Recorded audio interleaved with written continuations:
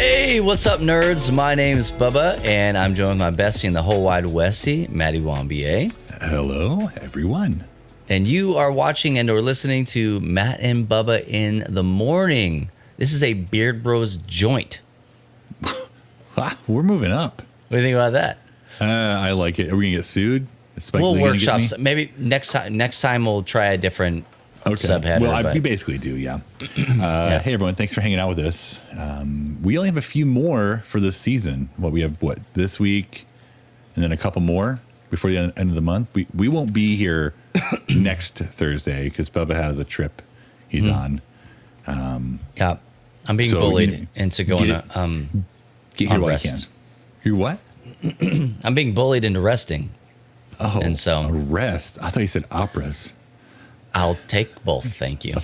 I'm going to get arrested at an opera. That's final answer. Perfect. Lock it in. Perfect. Good. That's great. Well, congratulations on that. So get us while you can, because we're going to be taking a break after the end of the month.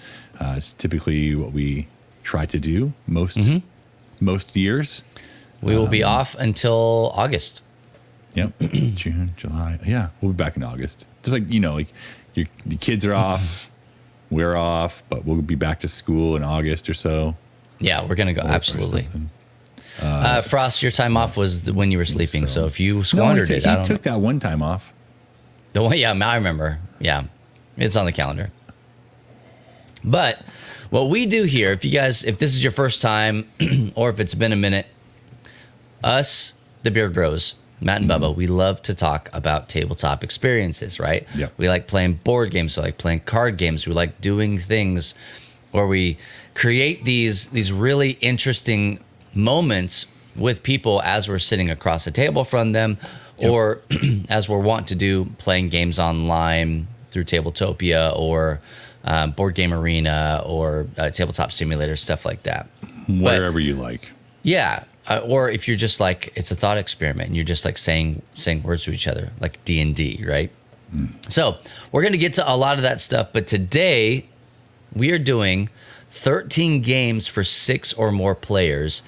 And the caveat is because we like to make it hard on ourselves. Yeah, because that's not a difficult enough way to do it. The caveat is that they cannot be party games. And I know this is going to be this is pretty. Some games could go either way. Like we had a game on here that we thought maybe there's a few. What defines a party game? Bubba, how would you define a party game? A piñata. No. Okay, yeah. No, I'm thinking like a bowl of party games that are a lot of people quick. Games that don't necessarily have an end. Some of them do. If you are. If it's low strategy, that kind of, for me, is a party game. So, we'll just rattle off a couple. Just one. Saw Sunday School Answers in the chat here on twitch.tv/LoveThyNerd. Yeah. Any kind of fast-paced card game, Sushi Go, stuff like that. Sushi Go Party. It's actually in the title. There's a lot of those kinds of games, Cards Against Humanity, Super Fight, stuff like that. Things where they could just go on and on and on. Matt, Super Mega Lucky Box is another one that fits into that category. Games. Okay, I'll give you that one. Games that you can play with a lot of people that are designed to get a lot of people into one area having fun. Okay, not to say that the things that we're going to do here aren't that. These games are going to rely a lot more on strategic movement and placement and stuff like that. There are more typically longer games as well. These are they're a more traditional tabletop game experience, right? And so anyway, that's kind of just like a little delineation between a lot of the games that I could create a game of 13 or more, a list of 13 or more games that fit under that. That's not what we were trying to do here. We were trying to create a list for a serious gaming group, or for you to create longevity with the people that you play with if you have a larger group of people that play. Yep. And thanks to Frost for this idea here. So if you want us to do your idea, hit !producer there in the chat on Twitch, and you can send us a message because we like ideas. We don't like to have to think up all these ideas. Now, do we have the next couple planned? Yes, we do. But will we need ideas in the future? Yes, we will. Yes, we do. Yes, we do. So to look forward, in a couple weeks, we'll be back. We're going to be doing our 13 deck builders. There's a lot there. And if you could be I'm excited about that one, dude. I'm excited I love about a good deck well. builder. Me too. Honestly, that's kind of my favorite style game in a lot of ways. Not all. Most of my favorite games are deck builders. So, and then the last Thursday of the month, the 26th, we're going to be doing games to play while we're on break. So we're going to give you our top games you should be playing while we're away, and then we want you to report back, post photos, let us know your scores as well, and who won. So, but we're not doing that today. Not today. Yeah. No. Today we're doing big group games. BGG. So 6+ players. Now, before we get into this, some of these are reliant on expansions. Yes. Some of them are reliant on rule variations, because you got to understand that with strategy comes a little bit of variant, okay? Because if you have too many people in on decisions that are being made, or in on combat that's being done, or area that's being controlled, all these different aspects, it will break the game. And by break it, I mean it'll just make it arduous, right? Like it'll take too freaking long and all sorts of stuff. So as we get into this list, if you're like, I didn't know that was a 6-player game, you may not have the proper expansion to make it 6 players, or you may not have played it with this specific rule set. So the box may say 1 to 5 or 2 to 5, but it can be played at 6 players. Yep. So, Matt, you ready to just get into it? I'm just dive head first right into them, because I always feel like we take way too much time talking at the beginning, and then we're like, I don't think so. This is like where relationships are built. Yeah, me neither. Like this, I was Frost said. I said it's a 10-minute intro. It's fine with me. Yeah, let's dive in. Hey, this first one you may have heard of, because we hardly ever talk about it. Props now. We talk about it a lot. And it's Dice Throne. We don't talk about Dice Throne. We talk about it a lot. And in this photo here, Bubba and I are actually right behind this guy in the red shirt on the right side. We're hanging out there, not invited in the photo though. And this is at Night Watch Games in San Antonio. That's right. This was a tournament that was put on by the Dice Throne community. You can see Blake and Aaron right there in the middle. They represent Dice Throne, and that's the owner, Porrick, of Night Watch Games in the top right hand corner there. This is all stuff you don't need to know. This is the like DVD behind the scenes commentary stuff. Well, you're welcome. Yeah, you could look at this. We have some pretty great photos that Bubba found today, so we'll talk about a couple of them as we go along here. Hey, Dice Throne is from Roxley, but actually, is it still from Roxley? Is it just Dice Throne now? Yeah. I know they're kind of like they're doing. No. It used to be from Mind Bottling Games. Right, I knew that. And now it's Roxley. Okay, well, Aaron can prove me wrong. Roxley. So this is 2 to 6 players. You probably can play more than 6 players with this, but the caveat is, if you're going to play 1v1v1v1, as many ones as you want. All the 6 ones, yeah. You're going to have a very, very long game. So if you want to play a normal very game long, of Dice Throne is 50 health.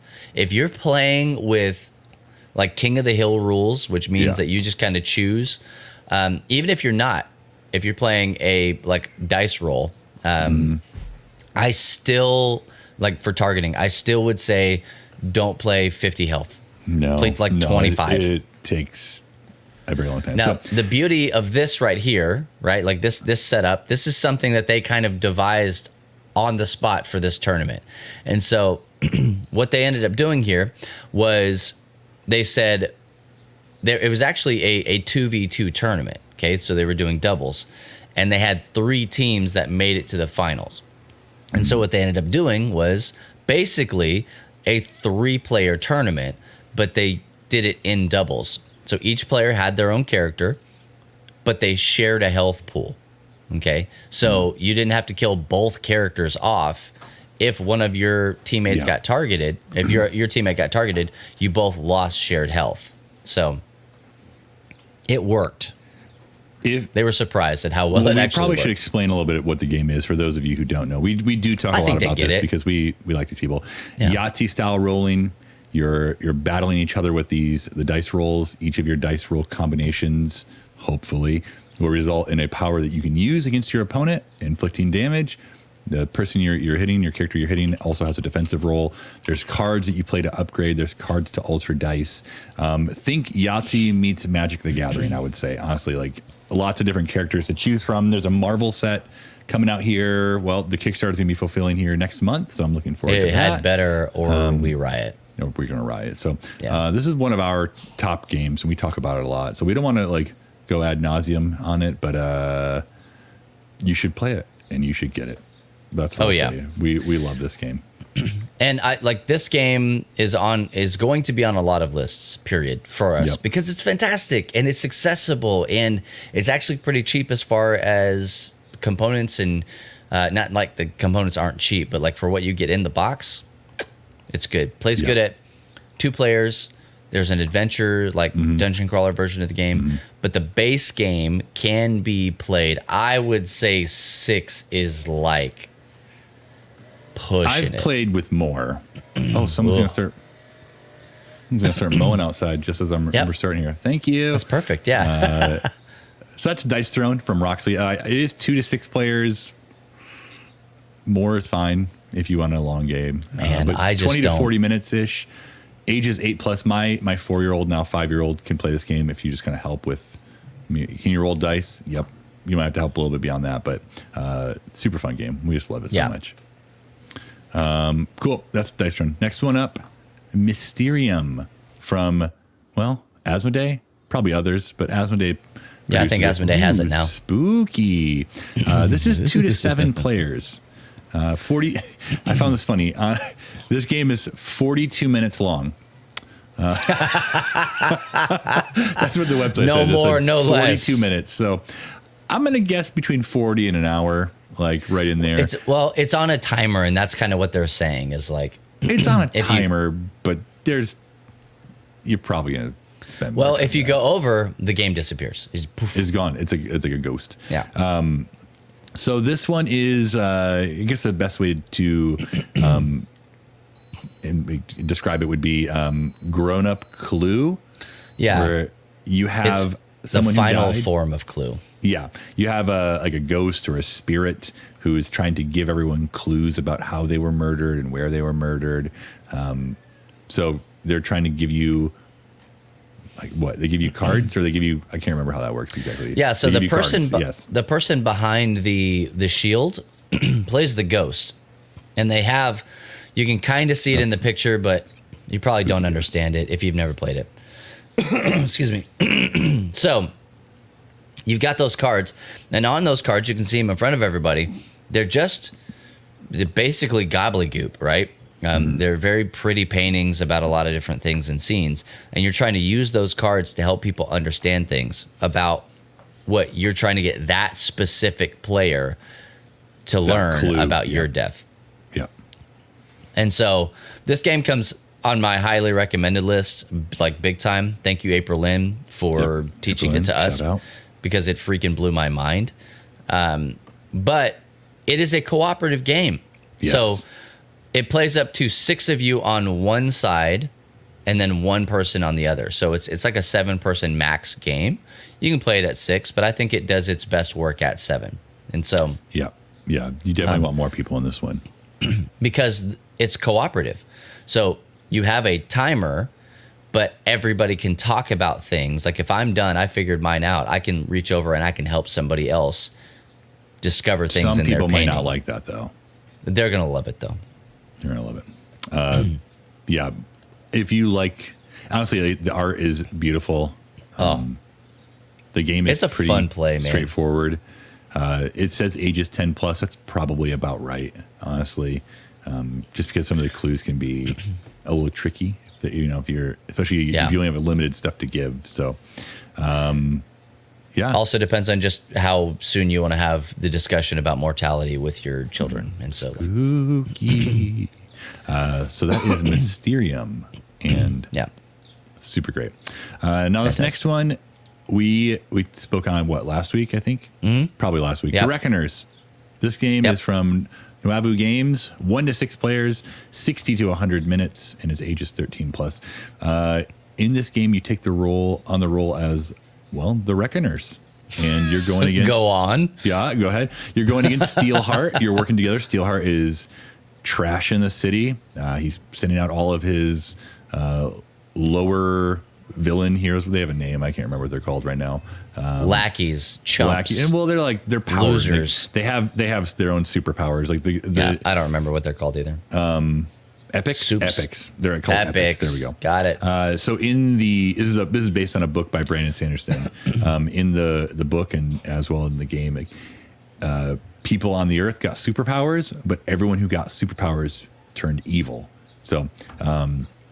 Because that's probably what would actually happen if we're being probably real. so, yeah. There wouldn't be many that weren't. So your dice rolling, it's fully cooperative. You're working together to beat back the epics and then eventually take down Steelheart. So it's I love this game. I said I was going to try to play it last week, but it didn't work out. I'm going to try to play it this week. Yeah, you like chunky dice? Yeah, I do. Me too. You like cooperative games? Yes, I do. You like really great components? Yep. You like game trays? I do. You like mowing? You like weed whacking? I do. Well, actually, I don't. I'm just kidding. I don't. This game, if you buy it, this game will need quite a bit of room. It is a very large, long box. So, for that. It doesn't fit. Excuse me. It doesn't fit on my Calyx. I have to put it on the top. Well, it's displayed, but. Yeah, just super fun. But you all have your own it. characters with their own special abilities as well. Not super abilities, but one of the things I like about a lot of cooperative games, at least cooperative games like this, is like when you can just play your turn whenever. Like you don't have to wait for it to go around the table. Like you're gonna roll your dice, you're gonna place your dice in the spots you want, and then you're gonna do the things, and you kind of can place and wait and talk about I can take out these guys. Can anybody do anything here? If we don't take out this area, bad stuff's going to happen. So being able to kind of just play whenever is I really enjoy that. We have another game on the list. I think next that is the same way. So I really enjoy the fact that there is no timer. So like we were talking about Mysterium, it's cooperative, but it's on a timer. This one is hey, take the time to make the best move possible for your team to move forward. Yep. And I mean, it's highly strategic. This game does not suffer from what I call stupid tax, because things are happening at, all over the place at the same time. You don't have to worry about if I make a stupid boneheaded decision and Matt's like, hey man, actually you should probably go over here. What's wrong? You can just do that because you're working together. You're not working against each other. So that kind of an aspect at 6 players, choice. Yep. I'm here and for there that. are varying levels of difficulty as well. If you want to make it harder on yourself, or just make it easier on yourself and actually win, because good luck winning on the hardest mode. I cheated for so long in this game. I think we all do a little bit. I feel like honestly, we're gonna take a little aside here. Most games that I play, I probably cheat at unintentionally, at least the first several times I play them. Especially if I'm the one teaching the rules, because typically someone who's teaching me the rules has played the game enough where they know the rules. Sure. But play it how you want. If you still having fun, cool. Enjoy it. You're gonna be okay. Yeah, but if you're teaching it, you've earned the right to cheat. Do whatever the heck I want. You've done all the work, right? Mm-hmm. You're not wrong. My house, my rules. Yeah. That's right. Hey, that's the Reckoners. You should absolutely again, one of those games absolutely check out. I feel like most of the games on this list are ones you should absolutely. I don't know that there's one on here that I wouldn't recommend. Honestly, there's one game I haven't played, so I would recommend it just based on what I've heard. But we'll get there. Hey, Reckoners, do it. Next one up is Spirit Island. This is one of those games that it's been out for a little while, and it's honestly one of the first bigger box games that I got that has a lot of strategy. I think we talked about this one couple weeks ago, maybe. But this is kind of. I don't think so. No, I don't know. Maybe I talked about my brain. This is kind of reverse Catan, if you will. You are a spirit. We're all spirits. And you're on an island. And there's some people trying to come and colonize the island and push our spirits out and the natives out. So we have to work together to rid them from our island. They're trying to like blight our island and destroy it. So we don't like that as spirit. So this game, the base game is only up to 4 players. You can purchase the neoprene mat that lets you play 6, or you can get the expansion for it. The something in claw, branching, jagged earth. That's the one that makes it 6 player. So, yeah. What's the claw one? That's just extra characters. Oh, okay. Yeah. Yeah. Again, like this is another one of those games where it's fully cooperative, and there's no real turn order. There is like a way for everyone to go through the turn, but then when you get to the part where your spirit can play, like anyone can play at any time, and you just kind of work together to make sure things are contained and not. It has kind of a pandemic feel where things will cascade out from a certain spot if you're not careful, or they'll grow and get bigger, and it can be bad news bears. So. And it's worth noting this board here. It doesn't fit in the box like that. So whenever you see like a dark brown line, that's a piece. And so, so you can play it when you play 6 players. You add onto the end, like 2 on each end. Super fun game. This is like one I've had in my collection for a very long time, and still gets play. Like I feel like games out there kind of have a shelf life, and they kind of come in hot, and then they fade away, and people don't really play them anymore. But this is when I'll bring out. I just played this one a month ago. It's still super fun. Again, it has varying levels of difficulty. You've played this several times, right, Bubba? I was just about to say the only time that I've ever played this is with you, and I think I played it twice. But it was because I played it with you and Gwaltney, right? Mm-hmm. It was because this is one of those games that got under y'all's skin in the best kind of way, and you had to teach somebody how to play it so that more people would play it with you. It's still so good. It's so good. I remember circling. I don't know if you remember this, but I remember circling Greater Than Games on several occasions at a convention while you would walk over and you would pick up one of the expansions. You'd look at it, and then you'd set it down, and we'd take another lap, and you'd come back over, you'd pick it up again. Well, when this game came out, it was $80. I don't know how much it's going for now. Let's see here. Click the link. Yeah, it's still $80. So, it was definitely. I wanted to make sure I liked the game, and I think I don't know that it's an $80 game. I know it is purchasable at $80. I do not know that it's an $80 game. Pretty cool little wooden mushroom components over here. The Dahan, like that's cool, but I don't see it at There's 80. a lot. Okay, you can get. Oh nope, it's out of stock. Never mind. You can probably find it cheaper. I would try and get it secondhand. Honestly, if you can get it secondhand. The reason it's so expensive is there is a lot in this game. There's a lot of little plastic bits. So, super fun game. Absolutely, put it on your list. Play it. Come over to my house to play it. Be fine. There you go. Yeah. Hey, next up, that was from Greater Than Games. I said that? Yeah, we said that. Greater Than Games. Up to 6 players. Yeah. So next game, Tiny Towns from AEG. Have you played this one, Bubba? The only thing I know about it is they're tiny. Absolutely nothing. Awesome. I know nothing about this game. So every player, this is from AEG, 1 to 6 players, 45 to 60 minutes. I think this is honestly, before I go on with the description, this is a good game where you have a lot of people, but you don't have a lot of time, because this game goes pretty quickly. And if you know how to play the game, you absolutely can play 6 players in 45 minutes.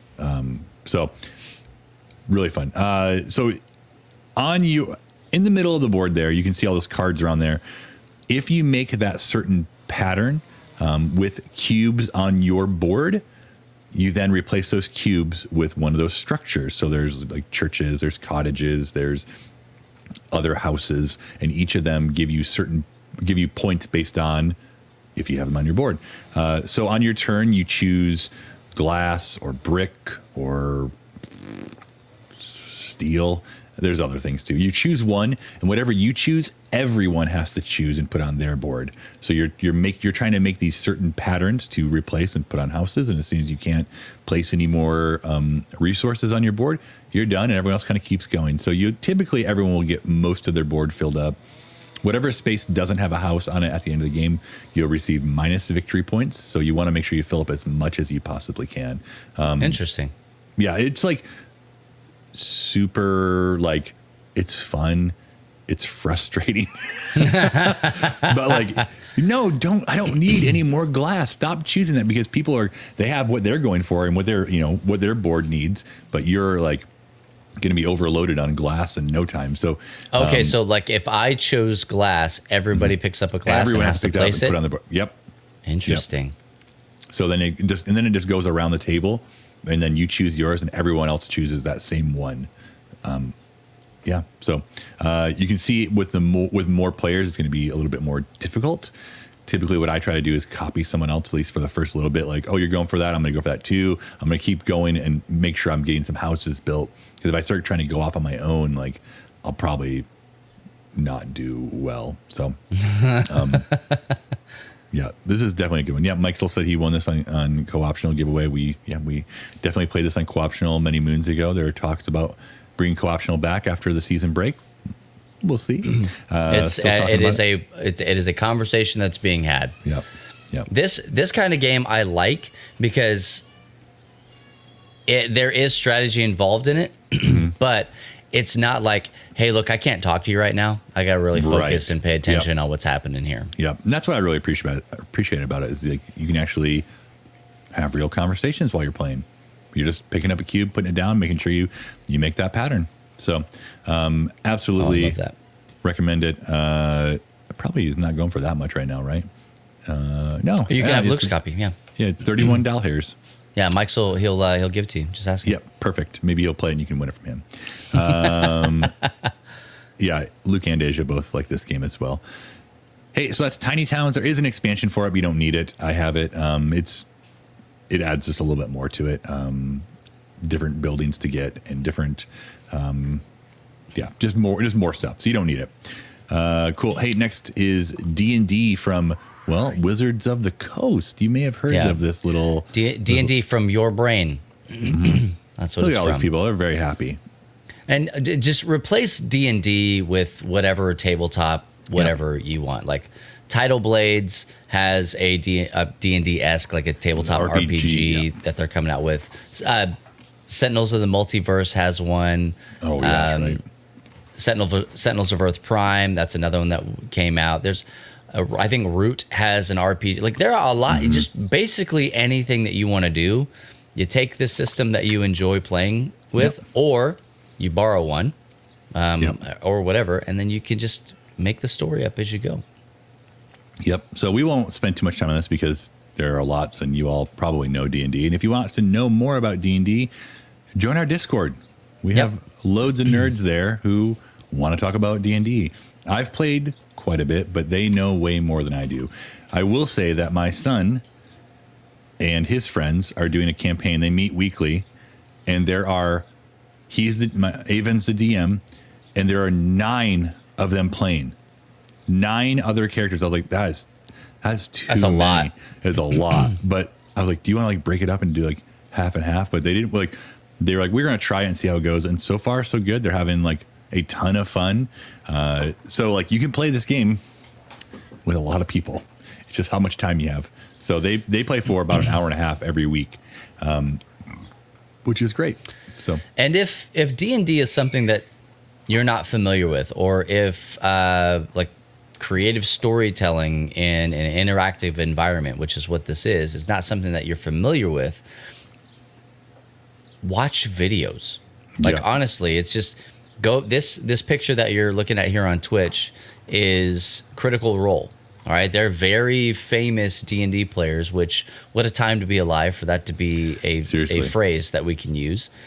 But it's all about what could happen given a certain set of rules, or can you break the rules without breaking the game? Like it's really just about being completely creative, and the better DM you have, the better game experience you're going to have as well. Yep, so absolutely.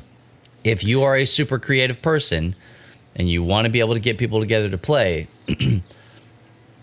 think about being a DM, which is a dungeon master, or a GM, which is a game master. So you can be the change that you want to see in the world if you don't have people to play with. Like, you can world craft, you can do all sorts of stuff like that.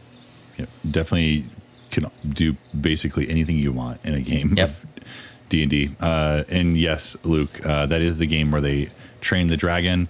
It's also the game where the dragon died and killed one of the other characters. So,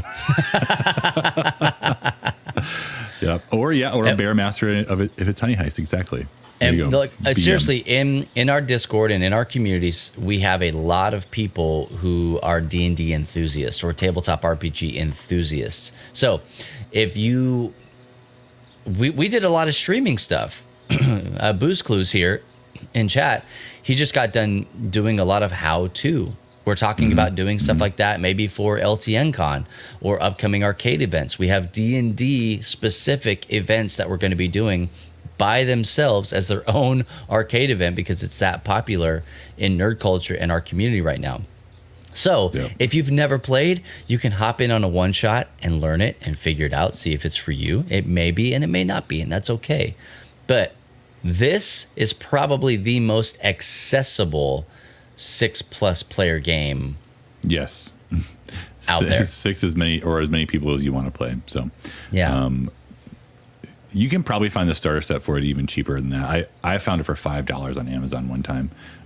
Actually, maybe in the next couple weeks I have one right here. Like, I bought this for $5 because like someone will want this, so we'll do a giveaway. Well, and also we had Silver Tyranny, our community manager, just wrap up her one of her campaigns with her Rogar and a group of people that she plays with from our community. They were doing it on Saturday nights, every other Saturday on live stream right here on twitch.tv/LoveThyNerd. Like, we're bought into D&D. I'm going to be real. D&D is not for me. Like, I learned this, that I'm just not good at it, because I have there's one a lot of I play as, and that's it. Our LTN Con team made us D&D characters, and I enjoyed it. I loved that atmosphere. I cannot see myself playing it regularly because I have so many other creative outlets that I feel like when I come to sit down to do that, I'm basically dry. Yeah. And so, but I love watching other people play it and be excited about it. And I feel like I'm good for maybe 1 or 2 games a year. So if D&D is your thing, if you're looking to get in, we have so many people that want to play with you. Yes, they do. So, hey, that's D&D or whatever RPG you want to play. Next on our list is a little board game called, it's not little, it's a really big box again. It's Scythe. Massive. Scythe. And I have you have the expansion, like not the expansion, but like the board expansion. Yeah. They might be playing the board expansion in this photo. I don't think so, because it goes off to the right-hand side. You can actually flip that board over, and it's an expanded view of that, and then they made an extra fold-out that you put on the side of the board, because there's too much on the board for some people just to see looking at the regular board. It's crazy. Someone decided to start doing some construction outside the window. I'm gonna need to close my window here in a second. I love where that you're like in a residential area, and it's like downtown New York. It's like real bad. Here, you just keep you get a little bit about Scythe. I'm gonna close that window. So Scythe is a really, really, really awesome game, and it's when I have taught Scythe before. We taught it in two phases actually. We taught Risk one night. On another night, we taught Catan. And then on the third night, we actually played Scythe. Because those are kind of some of the similar things that they share. There's a lot of worker placement. There's a lot of resource management. There's a lot of area control.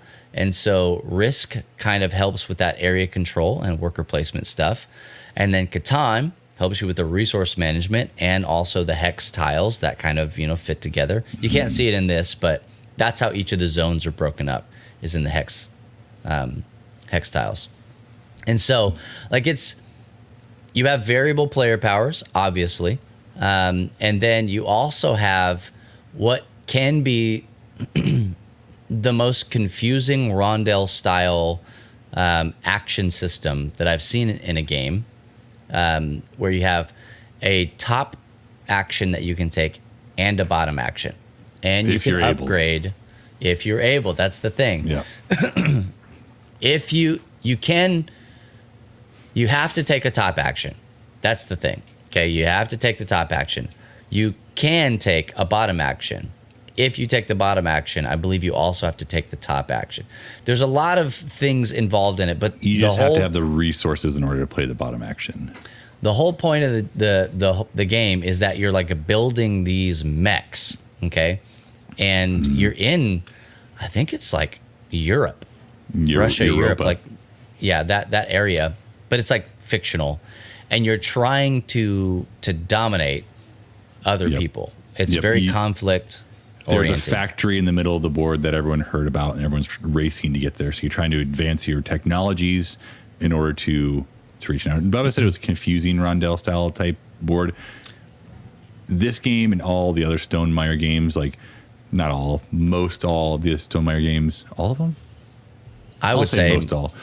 You get one action, and you do that one action, and it could be a top and a bottom action, like that's one slot on your turn, and that's your turn. Like, so this game can get moving pretty quickly, and the way that they help speed this up is you don't have to wait for someone to do their bottom action before the next player can start their top action, because it's not going to affect anyone else. So the only reason I say it's confusing is because when we have played it before, almost every time somebody plays it for the first or second time, that entire game is like, so what, when can I, how can I, am I able to? It's just one of those things where it's a great game. This is a game that Drew Dixon will play at the drop of a hat at 11 p.m. And this is like a 4-hour play here. I'm all good. Thanks. Thanks for asking. It can be a long game, especially when you're playing with more players. And I've played a 7-player game with new players, and it was, let's see, normally this says it's going to be 90 to 140 minutes. This was probably a 4-hour game, and it was very long. It was so long. It was too much for me. So if you're going to play with a lot of players, you want to make sure that they know what they're doing, or you're going to be sitting forever. So be thoughtful, but a very fun game. Again, this one came out in 2016, so maybe not even 2016 actually, because that's where if you want to play more players, you have to get the expansion, the Invaders from afar. But this came out in 2016. So it's been out for a little while, but still, again, like this gets a lot of play, at least in our house. So they also have the Rise of Fenris, which is like a campaign style version of the game that you're adding stuff. And I'll add one more thing, and we're gonna move on to Downforce. If you've played this game a lot and you enjoy it, next time you play, look on the board, because he's hidden little scenes on the nerdy board. references all over the place. Find Thor, find just like a bunch of nerdy. I won't ruin them all because I want you to find them. But I know Thor is one of them that's on there. So I think Zelda's in there too, or Link rather. I'm not sure. So peep it. Hey, next, that was Scythe. Next is Downforce from Restoration Games. 2 to 6 players, 20 to 40 minutes. Again, this is like one of those games you can get a lot of people and not take super long. Ages 10 plus, which I think is pretty accurate. This is an IndyCar racing game. Don't get it twisted.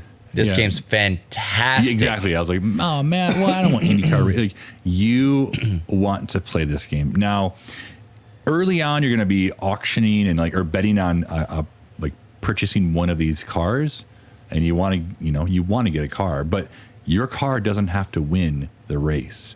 Nope. At strategic points during the race, you're going to be secretly betting on which car you think's going to win. So sometimes you're right, sometimes you're wrong. If you guess right on the first bet, you're going to get more money at the end because you called it early on. If you guess it right later on, just before the race finishes, like you get a little bit of money. On your turn, you play a card.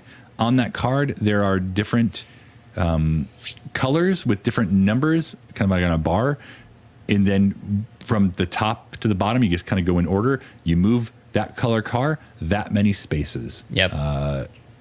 Pretty straightforward. That to me is the most like, I don't mean to cut you off. I'm sorry. That to me is the most like intriguing part of this entire game, is that the cards that I play move other players. Like, yep. That it's not just I'm going to take my turn and I'm going to do my thing. It's like I may only have a card that actually makes you win, but I want to come in second. I want you to win. I want to come in second place. So I have to be strategic about when I do that and how I move the other pieces on the board. And you're going to be dealt out cards like early on. You kind of like want to decide what card. I'm sorry, I just started hearing music and I was like, I didn't start the music, did I? Well, now they're having a party behind you. You're going to look at your hand early on and decide which car you want to try to win, and like which one you think you can move forward. Because again, like your card doesn't have to win, but you're also like, you want to try to control a little bit. So if I want blue to win, I probably want to have a lot of cards in my hand that move blue or move blue a lot, because on those cards, not all cars will be able to move, or some cards move all the cars, some only move half. So and you're also being thoughtful because, like, one more thing here. This orange car is blocking. You can't jump cars in IndyCar racing. So if I played a card that had yellow moving first, yellow would be stuck there and green would be stuck there. But orange, powering on through. So they make a bunch of different boards for different races. They do a really great job. Almost all of restoration like stuff actual tracks too. Yep. Like there's one Austin. I live just outside of Austin in Texas. There's an Austin track that you can get for Downforce. Oh, I didn't know that.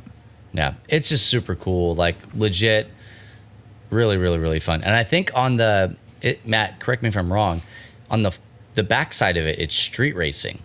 I think so. Yeah. Yeah. Yeah. So like if you want to play different, it's either on the back or it's on another board that they sell. I can't remember which it is, but Yeah. Also, there is a Mario Kart version of this game that I played. Super fun. People brought their own little Mario Kart figures and 3D printed some like banana peels and turtle shells, and like there were some different rules. Like when you hit certain spots, like you got a power up, and you could use those power ups. So really fun. I want that. I do too. Game. I really do. Wait, you want the game or you want Mario Kart? I have Downforce. Oh yeah, same. So make it happen. All right, next one I have not played, and I don't know if Bubba has played it, but he's at least watched it play. I have not played it, and I've heard good things about this. This one's Atlantis Rising from Elf Creek Games. 1 to 7 players, 60 to 120 minutes, ages 10 plus. Bubba. Yeah, it is. This is another cooperative game.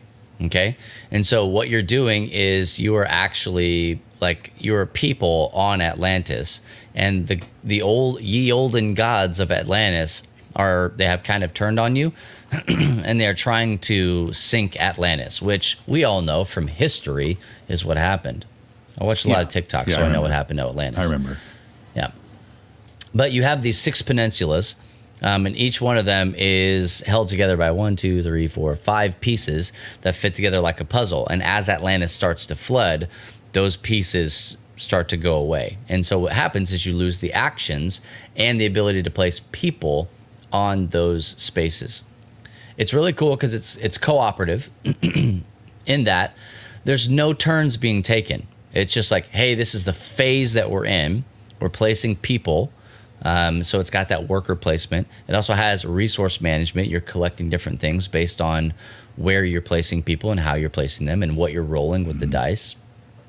Each one of your characters has a variable player power. And so it tells you kind of how you can place, and also when you can kind of quote unquote break the rules of the game, which is all a player power does, right?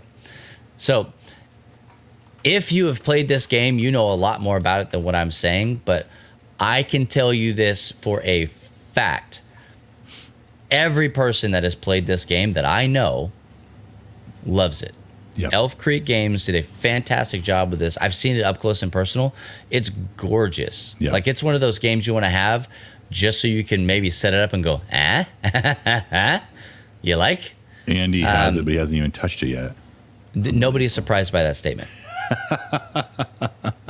Nobody is surprised. So, if you come to LTN Con, which will be in Southern Indiana in October, we will play this game. Yep. It will be there for you to play. We're going to we be may even reaching have out some copies to give away. Yeah, we're going to reach out to Elf Creek and see if they want to be there and have a booth or do sponsor some giveaways, or we'll keep you all posted. We're working on that. Mike, if you're listening. Hey, Mike, can you hear me?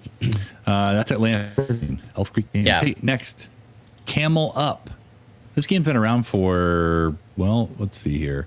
Second edition came out in 2018. The first edition came out in 2014.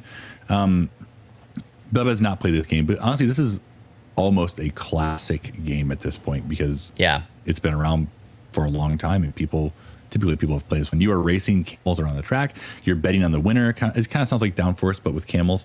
And it kind of is in some regard, but the difference in this is if that little pyramid in the middle of the board there is actually what holds the dice, and you flip it over. At least in the original version, you flip it over, and whatever falls out, that's the camel that moves, and you move it forward that many spaces. The caveat there is if, say, the red die came out, the red would move forward, but everyone on top of the red would also move with the red because they're kind of like, hitching a ride. So they're camels, it's what they do. Typical camel stuff. So if blue moved forward a couple spots, it'd move on top of the black. And then if, purple went next, it would then move on top of blue, or if it got more, it'd go, farther.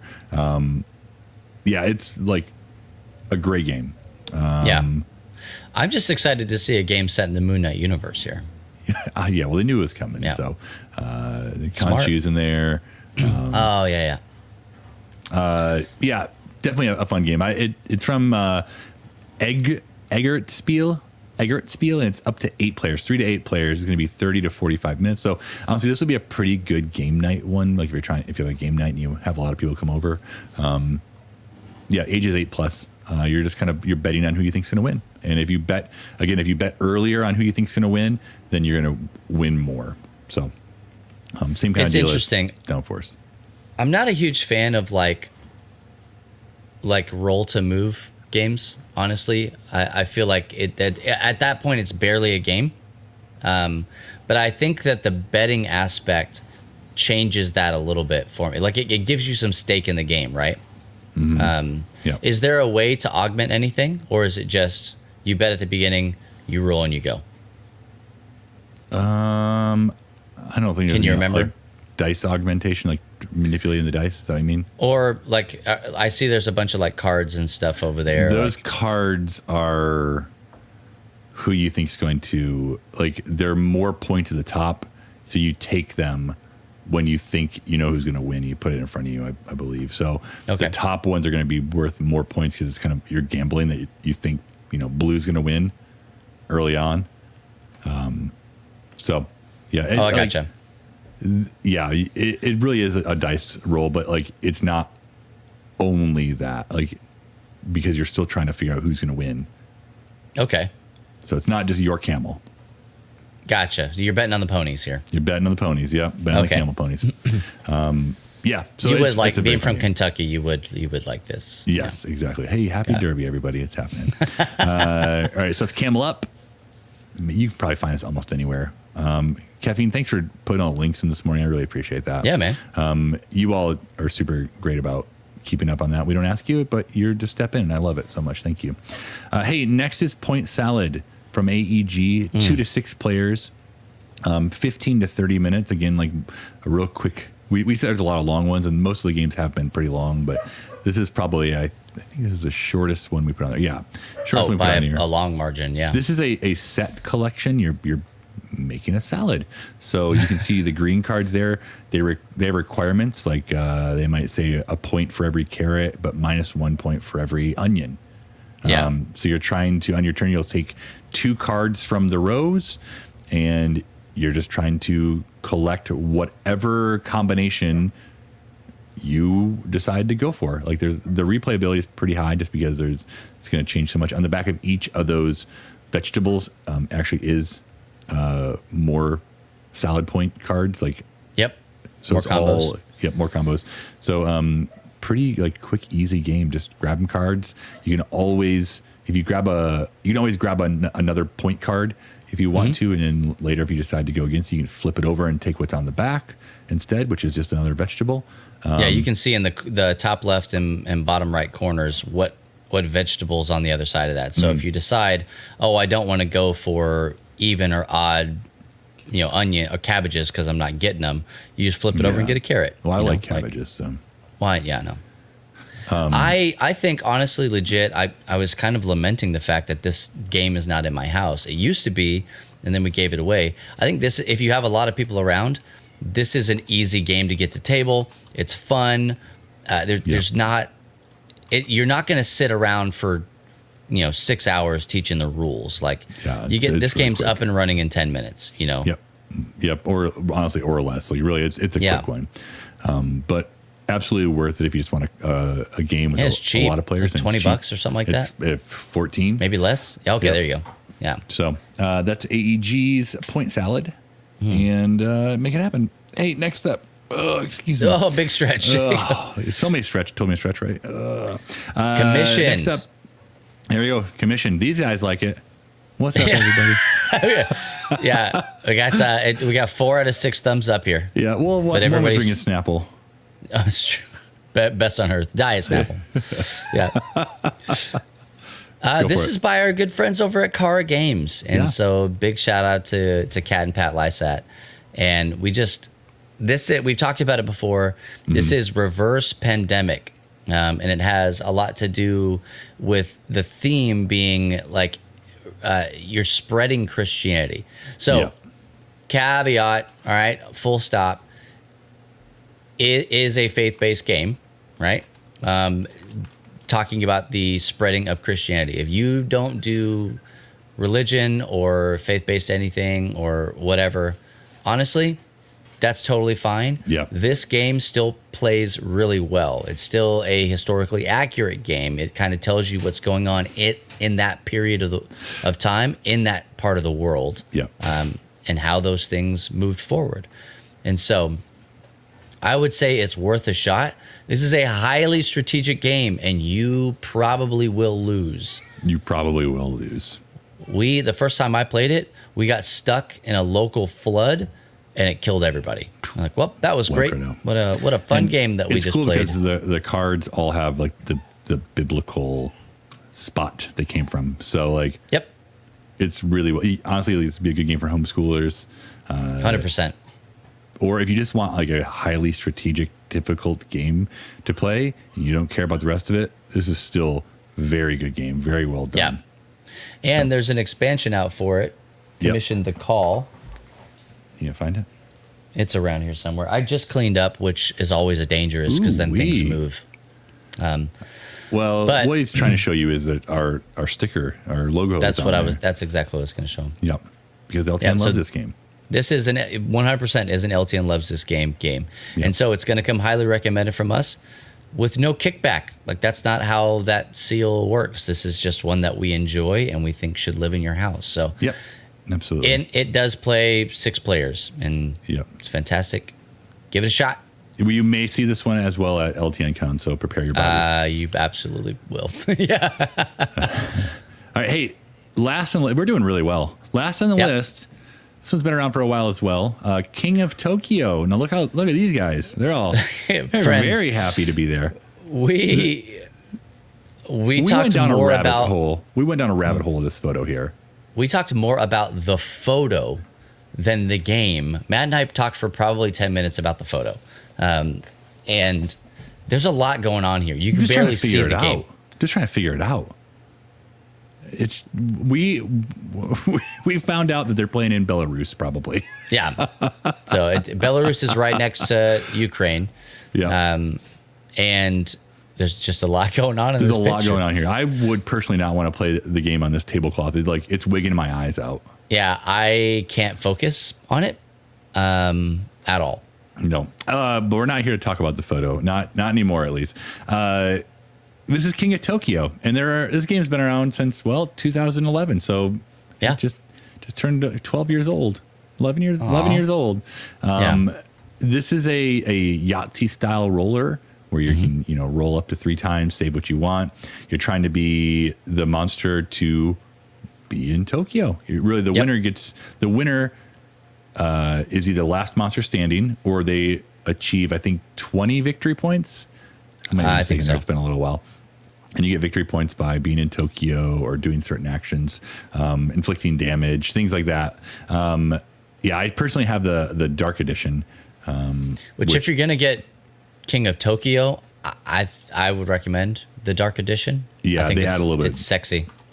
I see a comment in the chat there. What's the difference between New York and Tokyo? One of them is harder, but which one is harder? So King of New York actually adds like powers to the monsters and stuff like that. So that one's a little bit more. You can use King of New York monsters in King of Tokyo. You just don't have the player powers and stuff like that. Yep. And there's a couple of other slight variations on the rules, but everybody that's saying that King of Tokyo is the simpler of the two is absolutely correct. Yep. There you go. But really, you can go with both ways. If you're going to go with Tokyo, I would go with the Dark Edition. It adds some more powers, some more energy abilities. It honestly, maybe it's just because I'm used to seeing the original version, but this one just is more appealing to my eye. It would have looked better on this table.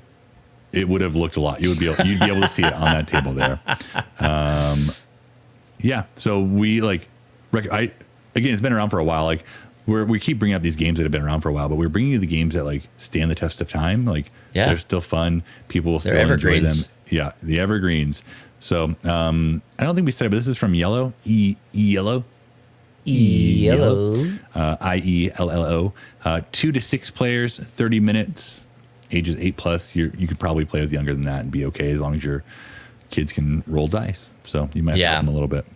The hardest part of the game is, for whatever reason, it's kind of like when we were talking about Scythe. It's like, can I go now? Can I do this? It's, wait, are you hitting everybody outside of Tokyo, or are you hitting people inside? Are you hitting in Tokyo and you roll the SWAT, the claws, you hit everybody. If you're outside of Tokyo, you only hit the person in Tokyo because you want in Tokyo or Tokyo Bay if you're playing with more players, because there's 2 spots to be. Absolutely. Again, this game's been around forever, and it's just there's still so many fun. And character expansions. So many expansions. So if there's a certain monster type you're looking for, it probably has been made. If you want Kill Bill as a character, it has been made. So I've seen even some fan-made ones. I saw Stay Puft Marshmallow Man. Oh, really? Yeah, that just makes sense. Which seems like a missed opportunity, honestly. Well, I saw someone make some fan ones with some former or current presidents. So I also saw that one. Yep. Make whatever you want. It doesn't really matter. It's whatever you make yourself if you want to.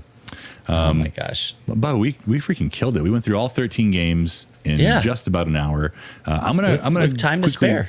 With a little bit of time to spare, I'm gonna quickly go back through them in case you're joining us late. We really do want to get all these things on our website, but Bubba and I we don't write stuff very much. / don't have the time to write things out like this. So if you want to be that person that takes the list that we've made, I have it all written out with all the info about each game, at least player count, where they're from, and everything. Yep. I can send that to you, and you can type it out so we can get it on our website, because we absolutely have people reaching out to us asking about such and such a game that we talked about, a few weeks ago. So, so this is. If you want to do that, reach out to us. Send us an email or Discord or whatever. So games real quick: Dice Throne, Mysterium, The Reckoners, Spirit Island with expansion, Tiny Towns, D&D or any RPG you want to play, Scythe with the expansion, Downforce, Atlantis Rising, Camel Up, Point Salad, Commissioned, and King of Tokyo, King of New York, whichever. King your of place Belarus. is. Yeah, King of Belarus. Got it. Dope. We did it. Yeah. Hey, thank you guys for hanging out with us and for spending an hour of your morning with us as we talk about tabletop experiences and 13 games that can do whatever the heck we want them to do. Like Matt said, no show next week, but we will be back the following week. Same bat time, same bat channel, 10 a.m. Eastern time, right here on twitch.tv/lovethynerd, Thursday morning.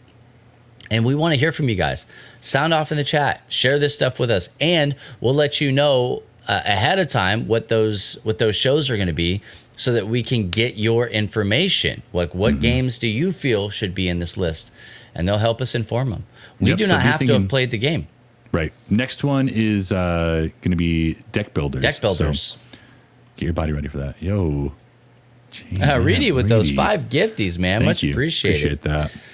Hey, with those 5 gifteds in our hands, we're going to get out of here. Yep. But don't leave. We're not doing a raid. Don't leave. Because Frost... refresh your screen. Frost is going to be here, all right? The moment we go off, or moments following, Frost is going to start his thing, and he's going to be playing. It's Friday. This is Frosted Friends Friday. They finished the division. Today's Thursday. Oh, that's right. I'm going to see Doctor Strange today. No, Doctor Strange. Yeah. Okay, help Frost pick his next game. So, you guys, thank you again for hanging out. We are make it a bad one. We're Love Thy Nerd, and we exist to be the love of Jesus to nerds and nerd culture, and that's why we do what we do, because we want you to know more than anything in the world that Jesus loves you, nerd. And so, hang out with us, play games. You don't have to believe the same thing that we believe. We're not going to cram that piece of truth down your throat, but we do think it's important that you know it before you get out of here. Yep. So, hey, from me and mine to you and yours, Matt and his, and whoever was mowing the grass in Matt's neighborhood, we just want you to know one simple thing. That's Jesus loves you, nerds. Bye.